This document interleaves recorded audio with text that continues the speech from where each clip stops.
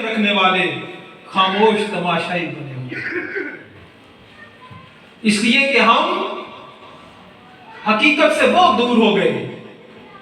مسجدوں کی کمی نہیں، نمازیوں کی کمی نہیں، لیکن مسجد مرثیہ خواہ ہے کہ نمازی نہ رہے، یعنی وہ صاحب اوصاف ہی جازی نہ رہے۔ جازی نہ رہے، واہ واہ واہ۔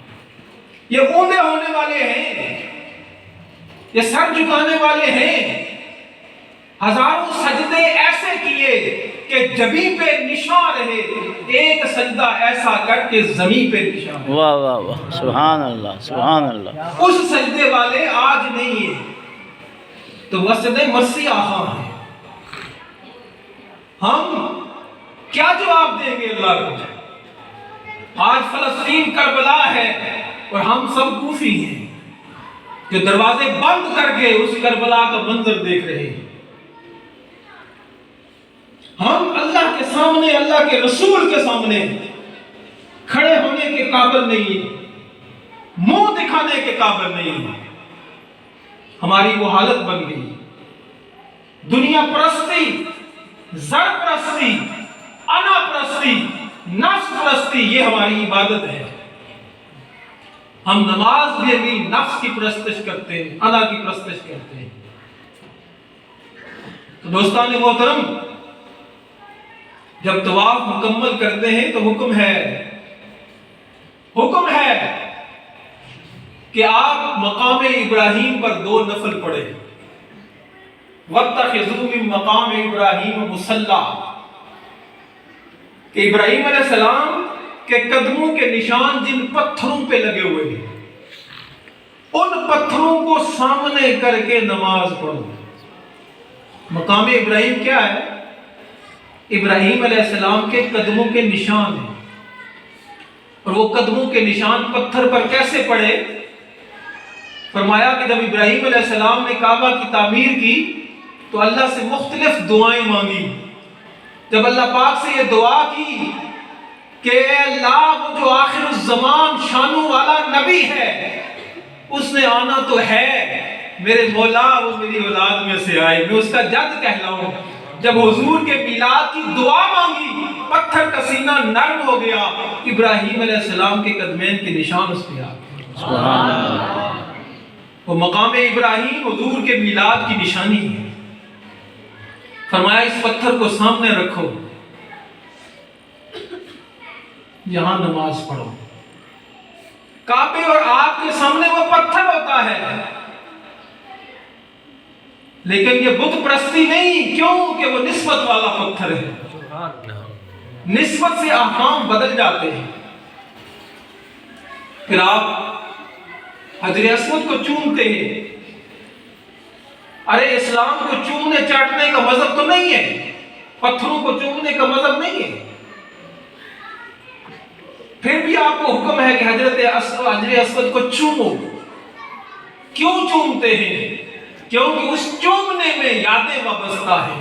بے شک بے شک۔ سیدنا عمر فاروق رضی اللہ تعالیٰ عنہ فرماتے ہیں، چومنے سے پہلے اسے خطاب کرتے ہیں کہ اے پتھر، میں جانتا ہوں کہ تو نہ نفع دے سکتا ہے نہ نقصان دے سکتا ہے، لیکن میں نے دیکھا کہ میرے محبوب نے تمہیں چوما ہے، میں تمہیں اس لیے چومتا ہوں کہ میرے نبی کے لب تجھ پہ لگے۔ سبحان اللہ سبحان اللہ۔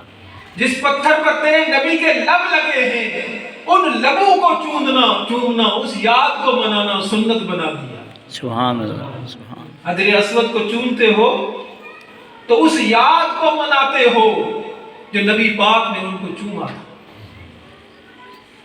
اور پھر جب رمی جمرات کرتے ہو، لمبی کہانی ہے بھائی، کس عبادت کو آپ نے، یہ جو پتھر مارتے ہو وہاں تو شیطان نہیں ہے، وہ شیطان کھڑا ہے، وہ تو پلر ہے کنکریٹ کا بنا ہوا، 3 پلر ہے۔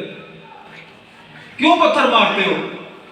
عقل سے سوچو، عقل استعمال کرو کہ یہ کنکریٹ کا پتھر ہے، کہتے شیطان کو پتھر مارے، شیطان تو ہے ہی۔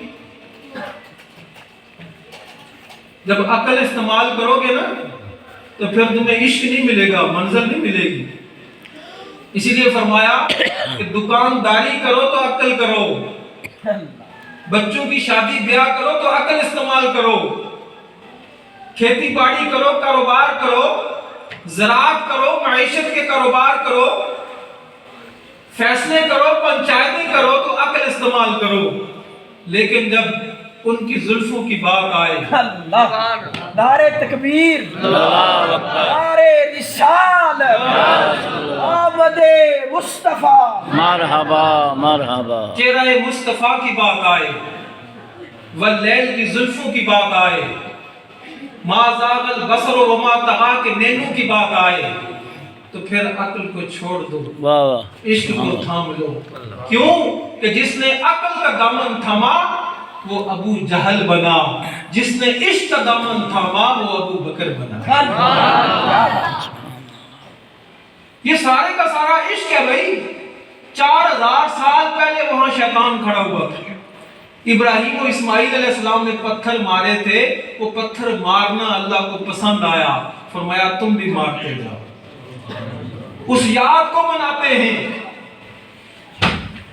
ارے ہم فجر کی نماز ابراہیم علیہ السلام کی اس یاد کو منائیں، آدم علیہ السلام کی۔ ظہر کی نماز میں ابراہیم علیہ السلام کی یاد کو منائیں، عصر کی نماز میں عزیر علیہ السلام کی یاد کو منائیں، مغرب کی نماز میں ایوب علیہ السلام کی اس یاد کو منائیں، عشاء کی نماز میں یونس علیہ السلام کی یاد کو منائیں، احرام میں حضرت ابراہیم کے لباس کی یاد منائیں، تو اس کی یاد کیوں نہ منائیں جس کے تلووں کو جب زمین نے بوسہ دیا، جب ان کا قدم اس زمین پر لگا تو کائنات کے سارے اندھیرے چھٹ گئے اور اس زمین کی اندھیر نگری پر اللہ کا نور چمکنے لگا۔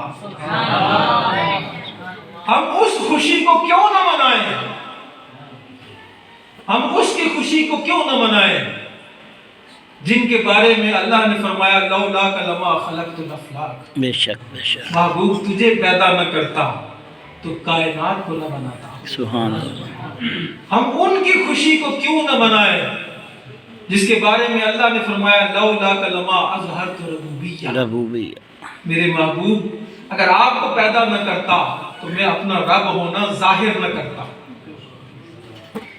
ان کی خوشی کو کیوں نہ منائیں جن کے بارے میں اللہ نے کہا کہ میرے محبوب میں چاہتا ہوں کہ قرآن میرا سنائے تو تو، سبحان اللہ، جنت میری دلائے تو تو، کوثر میرا پلائے تو تو، سبحان اللہ، بچھڑے ہوئے مجھ سے ملائے تو تو، فرش میرا بسائے تو تو، عرش میرا سجائے تو تو، سبحان اللہ، جلوہ میرا دکھائے تو تو۔ سبحان اللہ، سبحان اللہ، ان کی خوشی کیوں نہ منائے؟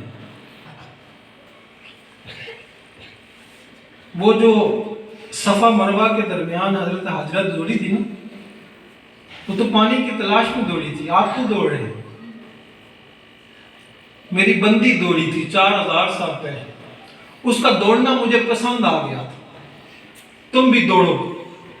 اور اس دوڑنے میں ایک بڑا سبق ہے، دیکھو وہ بنجر زمین عرب کی جہاں پانی کا نام و نشان نہ تھا، جو زمین بنجر تھی، وہ جو اللہ کے لیے گھر بار چھوڑ چکی تھی، وہ جو اللہ کے لیے دوڑی تھی، اس کا دوڑنا اللہ نے قبول کیا۔ دوڑنا ان کا کام تھا، آب زمزم کا چشمہ نکالنا یہ اللہ کا کام تھا۔ فرمایا تم بھی دوڑو، اس کے لیے دوڑو، اس کے لیے دوڑو۔ وہ صفا اور مروہ کے درمیان دوڑی تھی، تم روح کی صفا اور قلب کے مروہ کے درمیان دوڑو۔ حضرت حاجرہ جب دوڑی تھی تو آب زمزم کا چشمہ پھوٹا تھا، فَفِرُّوا إِلَى اللَّهِ، دوڑو اللہ کی طرف۔ جب تم دوڑو گے تو تمہارے سینے سے آب حیات پھوٹے گا۔ سبحان اللہ، آب حیات کا چشمہ پھوٹے گا.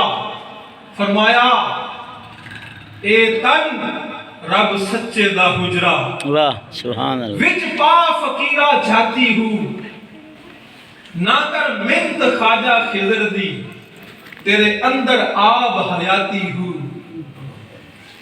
نہ کر منت خواجہ خضر دی تیرے اندر آب حیاتی ہوں شوق دا دیوا بال اندھیرے متے لبے یار کھڑاتی ہوں مرن تھی اگے مرگے حضرت باہو جنہ حق دی رمز پچھاتی.